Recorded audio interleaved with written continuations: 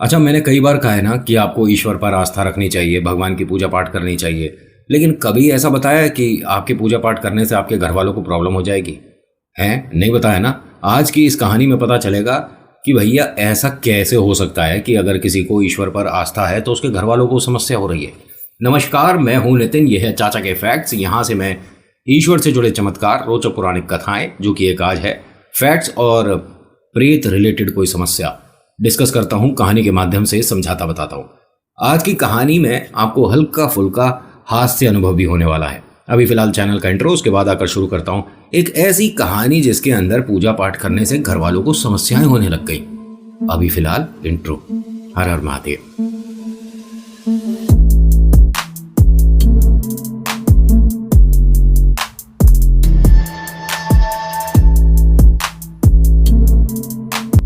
अच्छा, कहानी शुरू करने से पहले एक रिक्वेस्ट है कि नीचे बहुत सारे बटन लगवा रखे हैं, इनमें से देख लीजिएगा कौन सा आपको पसंद आता है। कहानी में आज फ्लो कुछ अलग होने वाला है, तो आपसे उम्मीद करता हूं कि इधर उधर बिल्कुल ध्यान नहीं जाएगा, क्योंकि मैं कहानी को जब शुरू करूंगा तो इसके बाद मैं भी इधर उधर कहीं नहीं जाऊंगा। तो आइए, बिल्कुल भी इधर उधर ना जाते हुए आप अपना काम करें, मैं अपना काम करूं। आपका काम है लाइक शेयर कमेंट करना, साथ ही साथ सब्सक्राइब करना अगर नहीं किया है तो।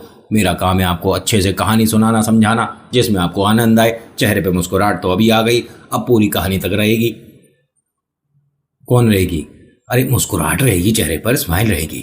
आज की कहानी एक ऐसे भक्त की है जिनका मन ठाकुर जी से ऐसा लग गया कि 18 साल की उम्र में इन्होंने भागवत खोल ली, और भागवत पढ़ते पढ़ते पढ़ते पढ़ते इनको बस भागवत ही दिखती है। उसके अलावा दुनिया में कोई मतलब नहीं, किसी से कोई मतलब नहीं, ना इनका कोई यार दोस्त, ना कोई ऐसा कजन भाई बहन की भाई जिसके साथ जाकर ये बाहर समय बिताएं, खेलें कूदें, कुछ नहीं, कोई मतलब नहीं। लेकिन हाँ, आप सोच रहे होगे कि इतना ही ज्यादा भागवत में अगर आ गए तो भैया स्कूल की पढ़ाई कॉलेज की पढ़ाई कैसे? वो सही चल रही है, उसमें नंबर हाँ 50 में से 30-35 जो आने चाहिए वो आ जाते हैं, वो ठीक है। लेकिन उसके बाद जैसे ही स्कूली पढ़ाई खत्म होती है, इनकी भागवत खुल जाती है। माता पिता कोई काम बोलते हैं, जाकर कर देते हैं। कोई बड़ा भाई काम बताता है, कर देता है। बड़ी दीदी काम बताती है तो कर देता है। लेकिन किसी के भी काम को मना नहीं करता। तो अभी से उम्मीद ऐसी है कि मेरे भी काम को कोई मना ना करे। मैं भागवत पढ़ रहा हूँ तो बस पढ़ने दे, मेरे को भागवत के अलावा कुछ दिखता नहीं है। भागवत इतनी अच्छी है, इतनी कंठस्थ हो चुकी है कि आसपास के लोग इसे भी भागवत गुरु बोलने लग गए थे। लेकिन चलिए, ये तो हुई इसके मान सम्मान की बात। अब थोड़ी सी परेशानियां देख लेते हैं कि इसकी वजह से इसके माता पिता, बड़े भाई भाभी और बड़ी दीदी को क्या परेशानियां हो रही हैं। वो इसे काम बोलते हैं, ये काम करता है, आकर रख देता है। मतलब कोई सामान मंगाया कि भैया बाजार से 2 किलो आलू ले आ, आलू लाया, टेबल पर रख दिया, अपने कमरे में गया, भागवत खोल ली। कम से कम आकर बता तो दे कि तू सामान ले आया है। अब माता भाभी और दीदी ये इंतजार में है कि आलू आएंगे, सब्जी बनेगी, खाएंगे सब लोग। आलू तो आ गए 1 घंटे पहले, भागवत चल रही है, पूछोगे तो बताएंगे, नहीं पूछोगे तो नहीं बताएंगे।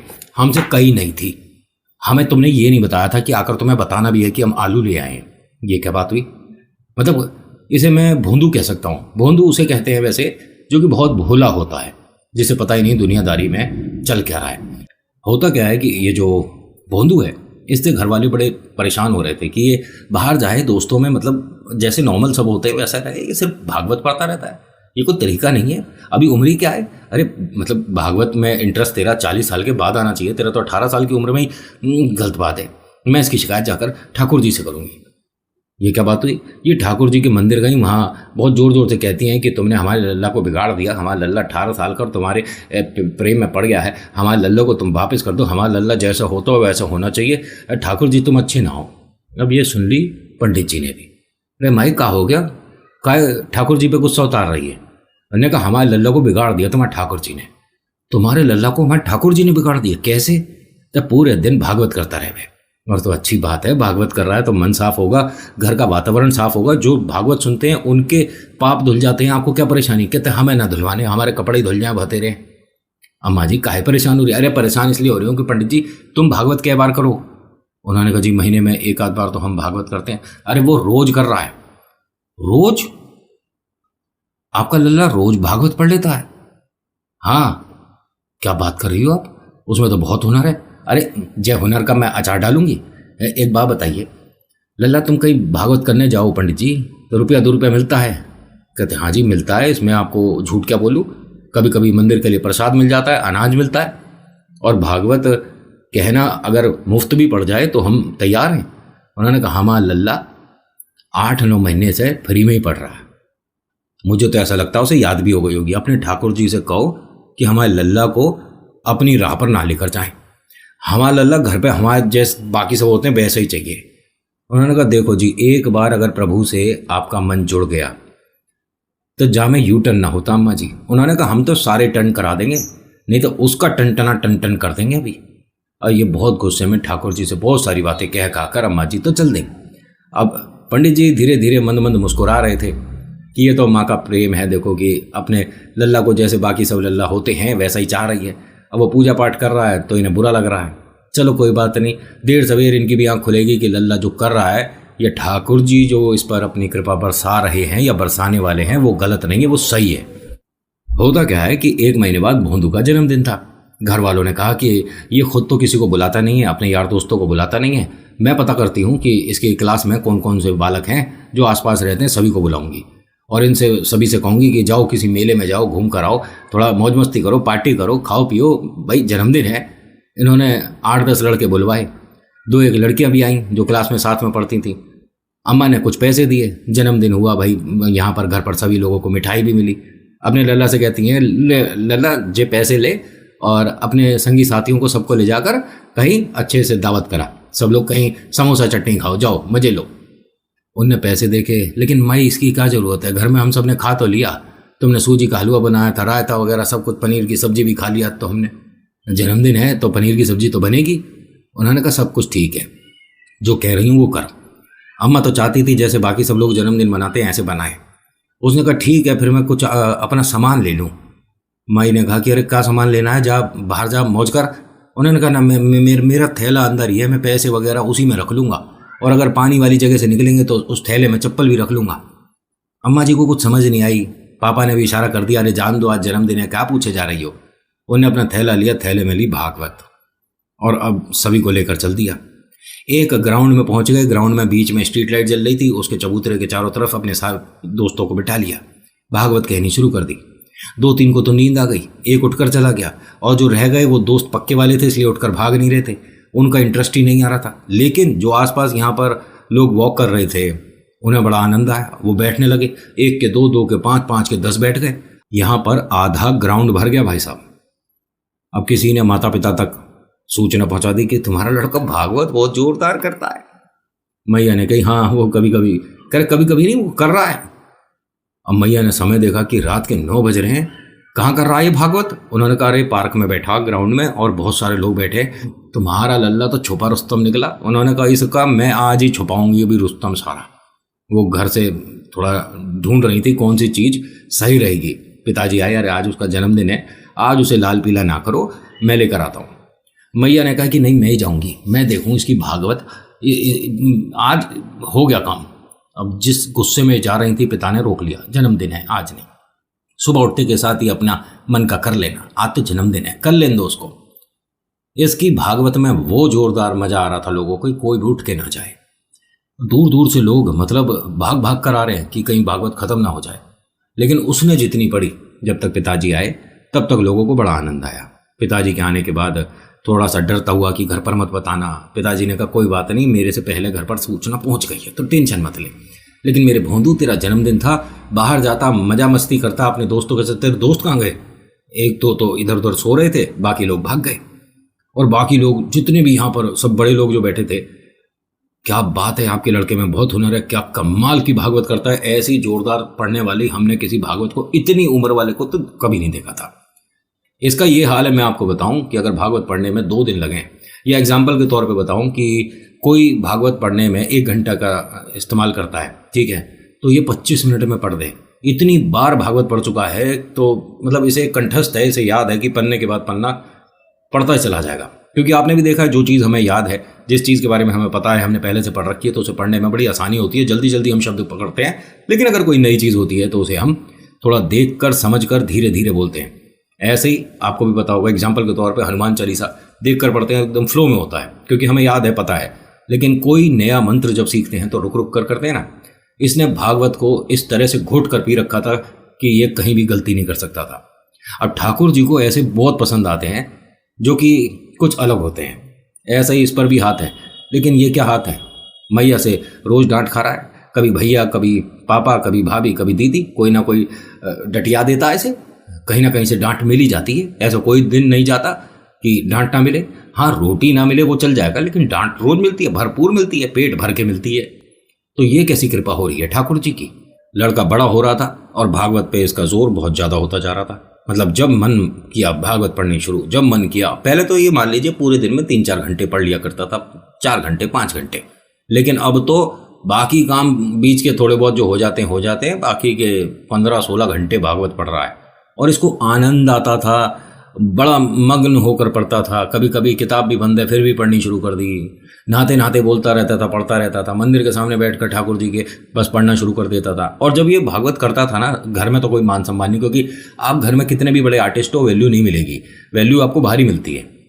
इसकी घर में कोई वैल्यू थी ही नहीं। जब बाहर जाता था, कभी गलती से इसने आधे घंटे की भागवत कर दी तो ओए होए क्या बात है, सामने वाले तारीफ करें, मज़ा आ गया भाई, कमाल है। लोग बाग कभी कभी इसके लिए मिठाई वगैरह ले आते थे कि हमारी तरफ से 1 लड्डू खा लो, हमारी तरफ से 2 केले खा लो। ना, घर में सम्मान नहीं, घर में रोटी पे घी नहीं मिल रहा है इसे। जब तक तू ये भागवत बंद नहीं करेगा तब तक तेरे को कोई घी नहीं मिलेगा।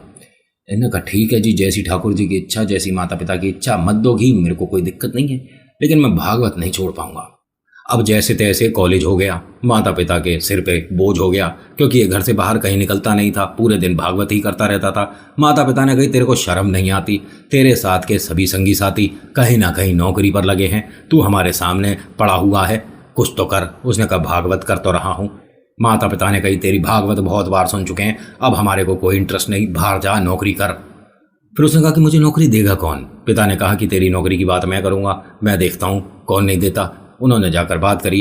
पिता का मान सम्मान था, पिता की जान पहचान थी, नौकरी हाथ आ गई, नौकरी अच्छे पैसों की थी। बड़े भाई ने बहुत ज़्यादा आशीर्वाद दिया, भाभी ने आशीर्वाद दिया। बड़ी दीदी ने कहा कि मेरे ससुराल जाने से पहले मैं अपने भाई को नौकरी पर लगता देख रही हूँ, मैं कितनी सौभाग्यशाली हूँ। इन्हें पता नहीं था कि 3 दिन में वापिस आ रहा है।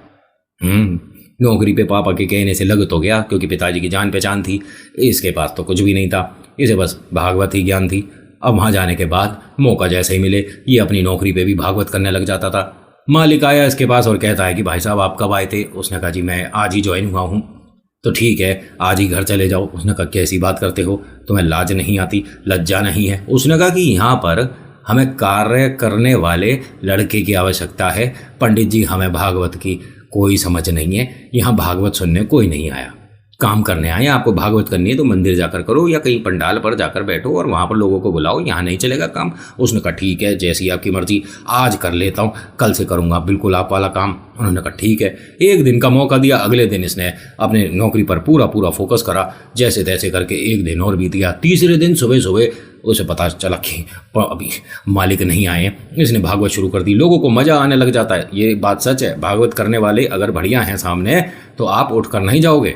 ऐसे इसके साथ था, भागवत बड़ी जोरदार करता था, इतना इंटरेस्ट आता था कि सभी लोग अपने काम छोड़ छाड़ के इसके पास बैठ जाते थे। मालिक न जाने कहाँ से आ टपका, इसे देखते ही बोलता है कि भाई साहब हो गया बस, क्योंकि अगर आपकी यही व्यवस्था रही तो मैं तो जी अपने घर पर फैक्ट्री में ताला डाल कर बैठ जाऊँगा। हमें गुरु जी भागवत सुननी नहीं है, हमारा इच्छा होगा तो हम आपको खुद न्योता देकर बुला लेंगे, अभी फिलहाल अब घर निकल लो। उन्होंने कहा ऐसी कैसी बात कर रहे हो, ठाकुर जी पे तुम्हारा क्या विश्वास नहीं? उन्होंने कहा ठाकुर जी पे पूरा विश्वास है। ठाकुर जी कहते हैं कि आप खुद कुछ करोगे तो मैं तुम्हारे लिए कुछ करूँगा, ऐसा नहीं कि आप सिर्फ ठाकुर जी का ज्ञान बांटते फिरो और तुम कुछ करो ही नहीं।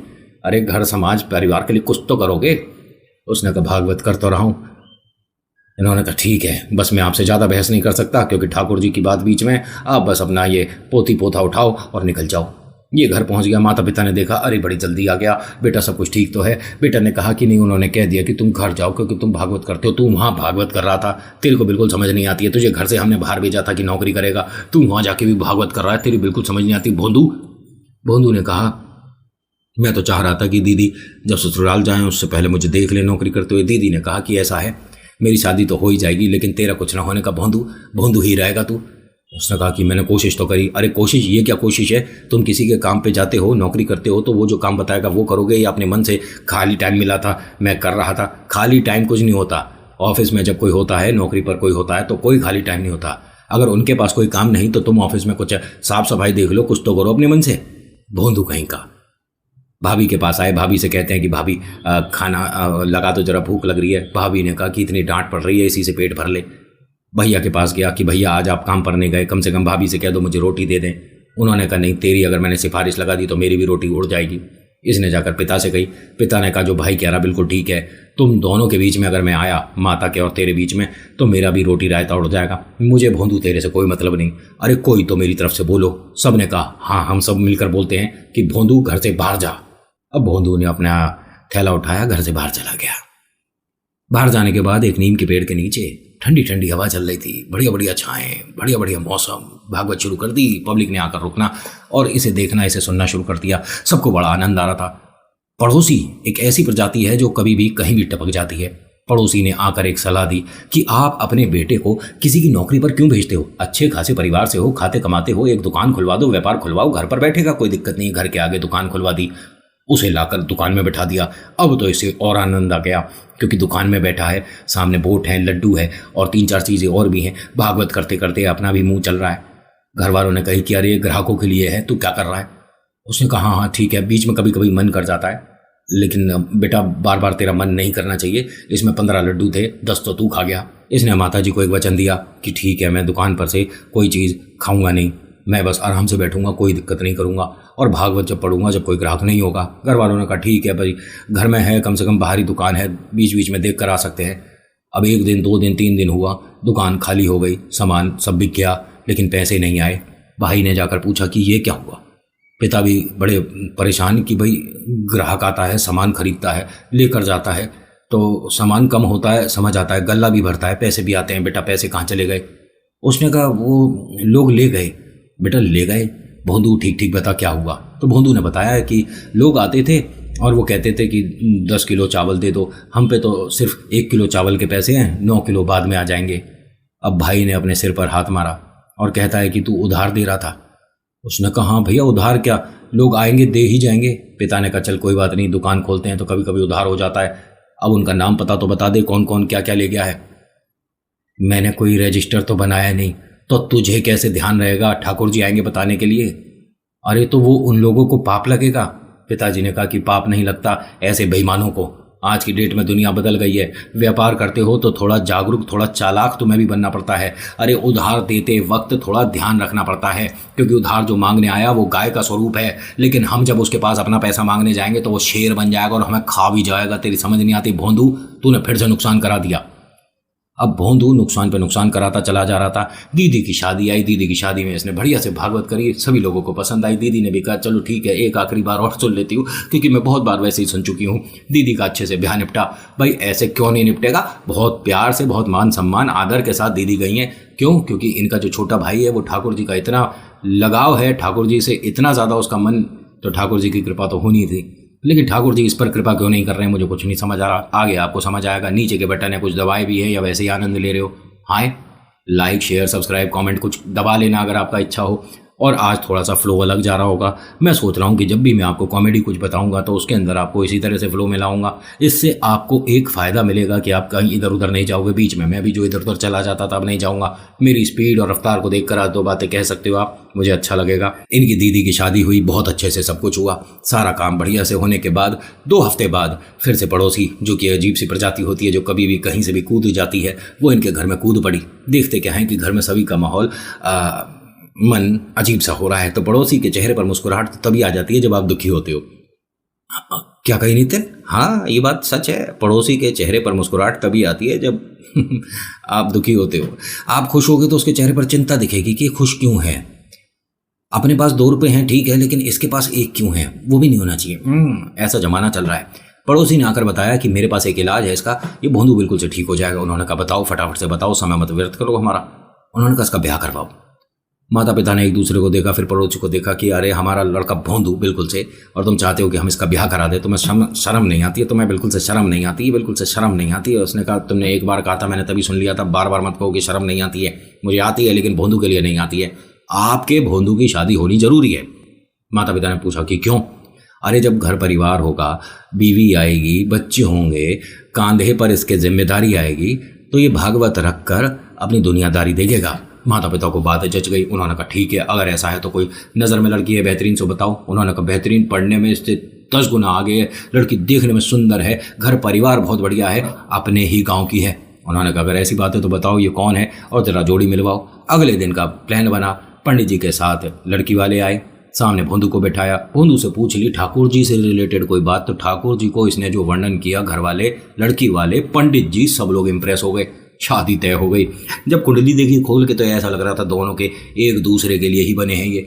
इतने गुण मिल गए, इतना मान सम्मान मिल रहा है भोंदू को कि मैं आपको क्या ही बताऊं। शादी जैसे तैसे हो गई, बहुत अच्छे से सेलिब्रेशन हुआ। मम्मी पापा बहुत खुश हुए थे और लग रहा था कि अब भोंदू हमारा रास्ते पर आ जाएगा, मतलब कि सही रास्ते पर, ऐसे नहीं कि रास्ते पर आ जाएगा। बात तो दोनों की वैसे एक ही होती है। अब ये अपने घर में शादी होने के बाद रह रहे हैं, लेकिन इनका जो हिसाब किताब था ना भागवत पढ़ने का, वो हटा नहीं है। इनकी धर्मपत्नी एक दिन, 2 दिन, 3 दिन, 1 महीना, 2 महीना ये ऑब्जर्व करती हैं कि ये तो पूरे दिन भागवत ही पढ़ते रहते हैं, कहीं नौकरी पर नहीं जा रहे, कोई बिजनेस नहीं कर रहे, कुछ भी नहीं कर रहे, ये क्या बात है। माता पिता से कहा कि उन्होंने पूरे दिन बस भागवत पढ़ते हैं, ऐसे कैसे काम चलेगा, आप बताइए क्या करें। उन्होंने कहा बेटा हमने तो इसी मारे शादी करी थी कि तुम कुछ इसे सिखाओ, समझाओ, थोड़ा घर से बाहर निकले, थोड़ा लोगों से मिले, नौकरी कुछ करे। उन्होंने कहा अगर ऐसी बात है तो आप मुझे पहले बताते, हम कुछ कहीं सोच पाते।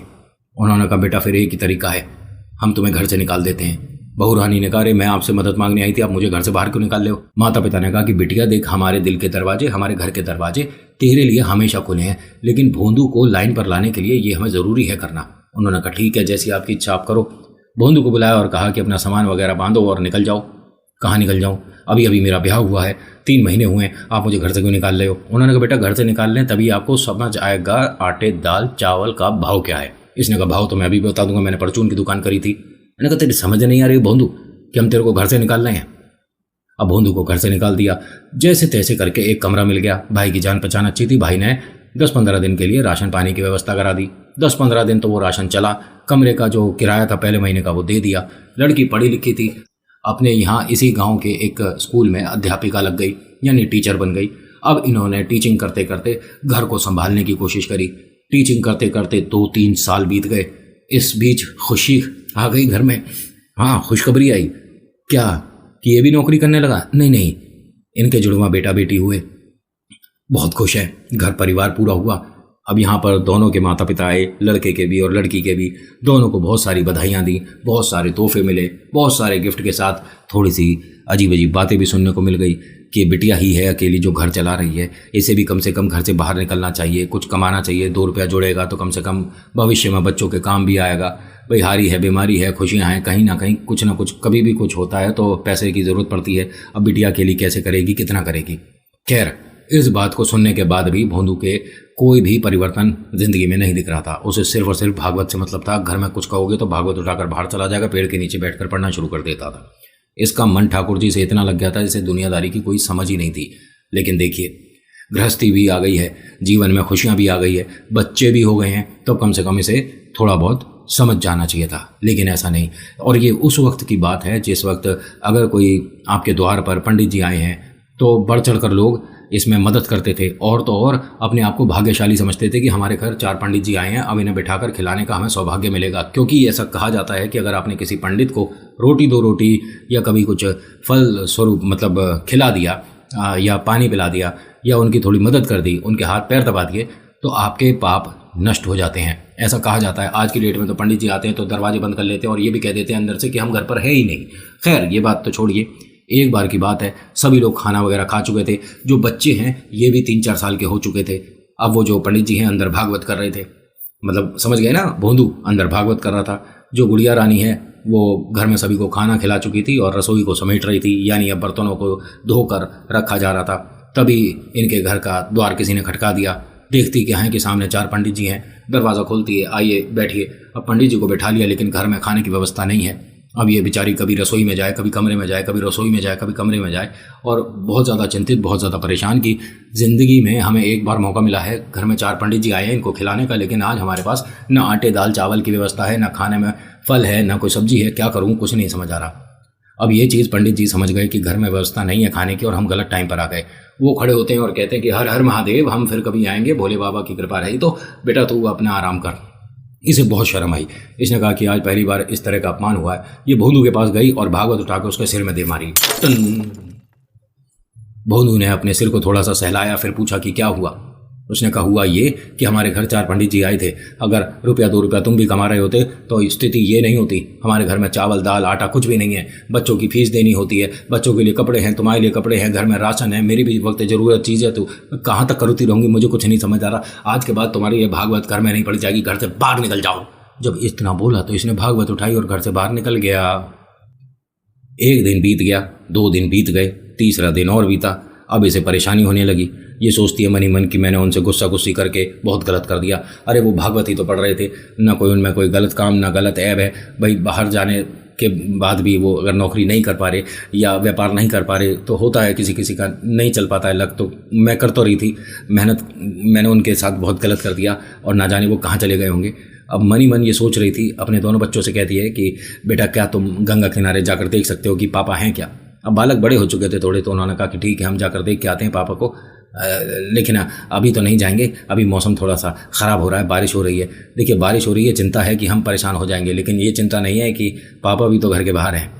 खैर होता क्या है कि यहाँ ये बात कर रही थी, तभी एक आदमी आता है। उसके सिर पे एक लकड़ी का बहुत बड़ा सा एक टोकरा होता है। टोकरा इनके घर में अंदर आकर रख देता है। वो कहती है कि अरे भैया कौन हो, कहाँ घुसे आ रहे हो, और ये टोकरे में क्या है। तो उसने इशारा करा कि अभी थोड़ा सा रुक जाओ, थोड़ा शांति लो।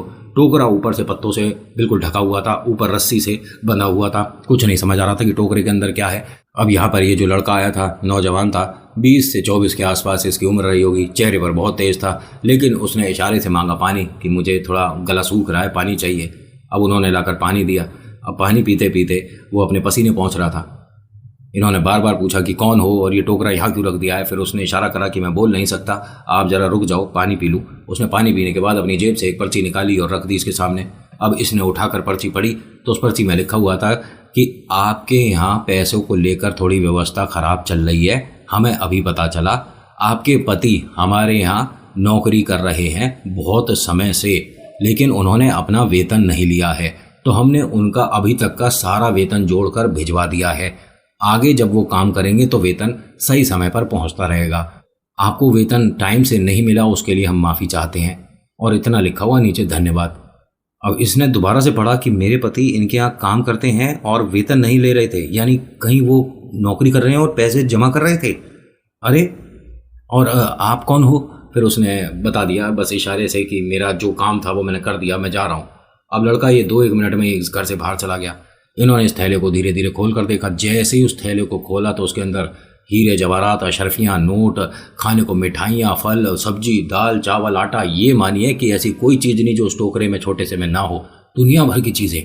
आंखें बड़ी हो गई, ये क्या हुआ। अब इसने बाहर की तरफ देखा तो मौसम खिला खिला हो गया था।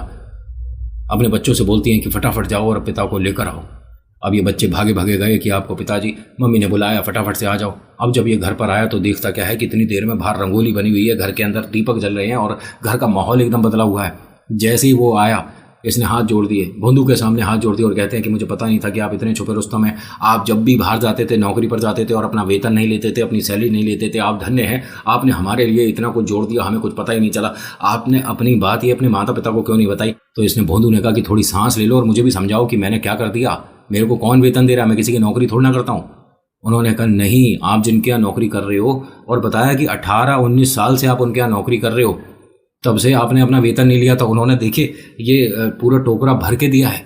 अब जब इसने पूरा देखा तो इसे समझ नहीं आया कि ये क्या चीज़ है। तुम कैसे कह सकती हो कि मैंने किया ये। उन्होंने कहा क्योंकि उन्होंने पर्चा भी दिया है। पर्चा दिया है क्या, कहाँ है पर्चा, पर्चा मुझे दिखाओ। अब जैसे ही पर्चा देखा तो उस पर जो ये बता रही थी ऐसा कुछ भी नहीं लिखा था, बस नीचे लिखा हुआ था राधे राधे। अब ये फूट फूट कर रोने लग गया कि घर पर ठाकुर जी आए थे और मैं पूरी ज़िंदगी भागवत करता रहा और आज ठाकुर जी के दर्शन नहीं हो पाए। तुम मुझे भागवत करने को रोकती रहती थी और देखो भगवान ने, ठाकुर जी ने आकर तुम्हें ही दर्शन दिए हैं। मैं सिर्फ और सिर्फ भागवत करता हूँ, मैं किसी की नौकरी नहीं करता। हाँ, इसे आप मान सकते हो कि मैं अपने ठाकुर जी की नौकरी कर रहा हूँ और ये वेतन उन्होंने ही भेजा है। उसके बाद ये इतना रोई है कि बस क्या ही बताऊँ। और इसने वो टोकरा मंदिर की तरफ सरका दिया कि ठाकुर जी आप ये सब ले लो, मुझे कुछ नहीं चाहिए, मैं मेहनत कर लूँगी और मेरे जो बुद्धू राव में ये भागवत कर लेंगे और हमारे पास जो है हम उसमें संतुष्ट हो जाएंगे। उसके बाद से इन्हें भागवत करने से किसी ने कभी रोका नहीं। और कहा जाता है कि आगे चलकर ये ऐसे कथावाचक हुए कि अगर कोई भागवत 1 घंटे में पढ़ता है तो ये 15 मिनट में पढ़ते हैं और एक भी शब्द मिस नहीं हो सकता। आज की वीडियो में इतना ही। कैसी लगी बताना ज़रूर। अच्छी लगी और मेहनत बहुत है इसके अंदर, तो प्लीज़ लाइक करिएगा, शेयर करिएगा, सब्सक्राइब करिएगा चैनल को। So thank you so much for watching. मेरा नाम नितिन है। मुलाकात करूंगा एक अगली वीडियो में। हर हर महादेव, जय भोलेनाथ। धन्यवाद।